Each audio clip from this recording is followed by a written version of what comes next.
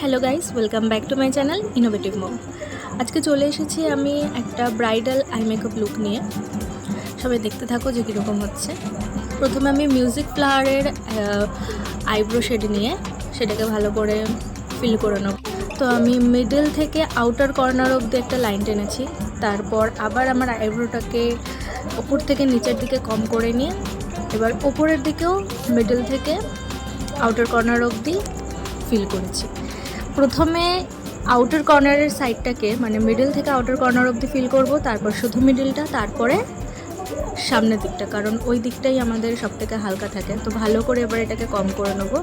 এবার দু সাইডই করে নিয়েছি। এবার ক্রায়োলনের FS29 শেডটা নিয়ে আমি কনসিল করে নিচ্ছি চোখটাকে ভালো করে, কারণ যেহেতু একটা ব্রাইডাল আই মেকআপ লুক আমি ক্রিয়েট করার চেষ্টা করেছি, তো সবসময় এই সমস্ত জিনিসের জন্য আমাদের একটু চোখটাকে হাইলাইট করতে হয়। একটু মানে লাইট না হয়ে একটু যদি ভালো ডার্ক হয়ে থাকে, মানে যেটা পরিষ্কার বোঝা যাবে, একটু সাদা হবে, তো সেই দিকটা আমাদের ভালো করে খেয়াল রাখতে হবে। 29 না দিয়ে যদি আমি 45ও দিতাম তাতে কোনো অসুবিধা হতো না, কিন্তু এটা দিয়ে দেখলাম ভালোই হলো, তো আমি এটাই দিয়ে দিয়েছি। এবার আরেকটা সাইড আমি করে নিচ্ছি। এই টাইমটায় আমাদের ভালো করে খেয়াল রাখতে হবে যাতে আমাদের আইব্রোর মধ্যে যাতে কনসিলার না চলে যায়, তাহলে একেবারেই ঘেটে যাবে সব। তো এই কনসিলার দেওয়ার সময় যদি কোনো সময় আমরা আইব্রো করতে যদি কোনো একটু মিস্টেক হয়ে গিয়ে থাকে, তাহলে আমরা এই কনসিলার দিয়ে সেটাকে ভালো করে ফিল করে নিতে পারি, সেই মিস্টেকটাকে ঢেকে দিতে পারি এক কথায় বলতে গেলে। তো এবার এটাকেও ভালো করে আমি ব্লেন্ড করে নেবো ব্রাশ দিয়ে। ব্লেন্ড করার সময় মাথায় রাখতে হবে যাতে আমাদের আইব্রোর মধ্যে ব্রাশটা না চলে যায়, তাহলে আইব্রো যেটা ফিল করা হয়েছে সেটা খারাপ হয়ে যেতে পারে। এরপর আমি আন্ডার আইতেও ভালো করে ব্রাশটাকে ব্লেন্ড করে নেবো, কারণ আমরা আন্ডার আইতেও আইশ্যাডো দেবো। এবার এই ব্রাউন লিপস্টিকটা দিয়ে আমি স্টার্ট করব আমার আইশ্যাডো করা। এবার অনেকেই বলতে পারে যে এটা তো ব্রাউন নয়, এটা রেড। ব্রাউনের মধ্যেও 27টা কালার থাকে। তো এটাকে ভালো করে আমি ব্লেন্ড করে নিচ্ছি আমার ইনার আর আউটার কর্নারে। মাঝখানটা আমি ফাঁকা রেখেছি, সেটা মনে রাখতে হবে। এবার এই দুটো কালার দিয়ে আমি ব্রাশ দিয়ে ভালো করে ড্যাব ড্যাব মোশনে ব্লেন্ড করে নেবো ভালো করে। আর ব্লেন্ডটা এমনভাবে হবে, আমি কিন্তু পরে আর ব্রাশে কোনো কালার নিইনি, আস্তে আস্তে আমি দেখা যাচ্ছে ওপরের দিকে উঠছি। তো এই ওপরের দিকে আস্তে আস্তে উঠতে উঠতে কালারটাকে হালকা করতে হবে। আমাদের ক্রিজ লাইনের মধ্যেই ডার্ক থাকবে, আর ব্রোবোনের কাছাকাছি গিয়ে আমাদের পুরোপুরি হালকা থাকবে কালারটা। তো এটাকে ভালো করে ব্লেন্ড করতে হবে। ব্লেন্ডিংটা ততক্ষণই ভালো করে করতে হবে যতক্ষণ না পুরো লাইনটুকু আমাদের ভালো করে ব্লেন্ড হচ্ছে। এটা ভালো করে লক্ষ্য রাখতে হবে। আমি কিন্তু বারবার ওই দুটো কালার নিয়ে একইভাবে ব্লেন্ড করছিলাম, কারণ আমাদের ক্রিজ লাইনের জায়গাটাকে ডার্ক করতে হবে। এরপর আমি ব্ল্যাক কালারটা নিয়ে একটা পেন্সিল ব্রাশের সাহায্যে দু সাইডে নিয়ে নিয়েছি। এবার কীরকম জায়গায় দিয়েছি তোমরা দেখতে পাচ্ছ। এবার সেটাকে ভালো করে আমি ব্লেন্ড করছি ক্রিজ লাইন দিয়ে। এবার ব্লেন্ড করে নিয়েছি, এবার দেখতে পাচ্ছি কীরকম লাগছে, পুরো ক্রিজ লাইনের ওপরে ব্লেন্ডিংটা রয়েছে।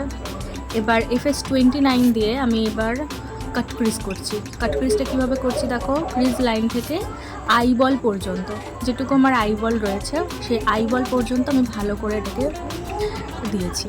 তারপরে একটা কালার নিয়েছি হোয়াইট কালারের আইশ্যাডো, সেটা দিয়ে ওটাকে ব্লেন্ড করে নিয়েছি। আর দুই সাইডটাকে আমি ভালো করে স্মাচ করে নিয়েছি।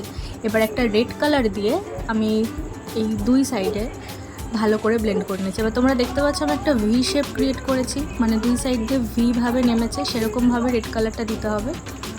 ভালো করে রেড কালারটা ব্লেন্ডিং হয়ে গেলে এরপরে এই ইয়েলো কালারটা নিয়ে যে ফাঁকা জায়গাটুকু ছিল, অর্থাৎ যে কনসিলারটা আমি নিয়েছিলাম সেখানটাতে দিতে হবে। এবার সেটাকেও ভালো করে ব্লেন্ড করে নেব। তারপরে এই শিমারি ব্রাউন কালারটা নিয়ে আমি ওই আইবল পর্যন্ত দিয়ে দেবো। এবার আমি চোখের নিচে সেই সেম কালারগুলো দিচ্ছি যেগুলো আমি চোখের ওপরে দিয়েছি, মানে ব্রাউন আর ব্ল্যাক দিয়েছি। তো সেটাকে ভালো করে ব্লেন্ড করে নিয়ে এবার আমি রিকোডের একটা কাজল অ্যাপ্লাই করছি ওয়াটার লাইনে আর আপার লাইনে। তো সেটাকেও ভালো করে ব্লেন্ড করে নিয়েছি, আমি স্মাচ করে নিয়েছি অ্যাকচুয়ালি। তারপরে মিউজিক ফ্লাওয়ারেরই যে ব্ল্যাক কালারটা রয়েছে সেটা দিয়ে আমি লাইনার ক্রিয়েট করছি।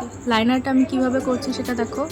অনেকেই পছন্দ করে লম্বা উইং, তো আমি উইং লাইনারটাই অ্যাকচুয়ালি দেওয়ার চেষ্টা করেছি। ন্যাচারালি ব্রাইডদের ক্ষেত্রে এরকমই উইং লাইনার পরানো হয়, বেশিরভাগ ক্ষেত্রে সব ব্রাইড পছন্দ করে না, কিন্তু মেকআপ আর্টিস্টরা এরকমই দেওয়ার চেষ্টা করে। তো আমি সেই লাইনারটাই ক্রিয়েট করার চেষ্টা করেছি, যে দেখো আমি কিভাবে করলাম।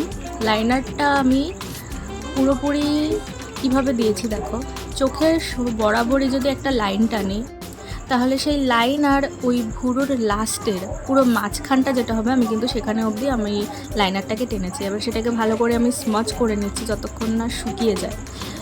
তো এটাকে আমি ভালো করে স্মাচ করে নিচ্ছি, কারণ শুকিয়ে গেলে ওটাকে আর স্মাচ করা যাবে না। এবার আমি ইনার কর্নারে লাইনারটাকে টেনে নিচ্ছি ভালো করে, যাতে দেখতে খুব সুন্দর লাগে। তো দেখতে পাচ্ছ যে অলরেডি আমার হয়ে গেছে আই মেকআপটা মোটামুটি। এবার দেখতেই পাচ্ছ একটা চোখ কীরকম লাগছে আর আরেকটা চোখ। তো এবার আরেকটা চোখ আমি করে নিলাম। তো দেখো কীরকম লাগছে দেখতে, সবাই অবশ্যই কমেন্ট করে জানাবে যে কীরকম লাগছে। এটা হচ্ছে আমার ফাইনাল লুক। দেখাবে নতুন কোনো ভিডিওতে, ততক্ষণে বাই বাই।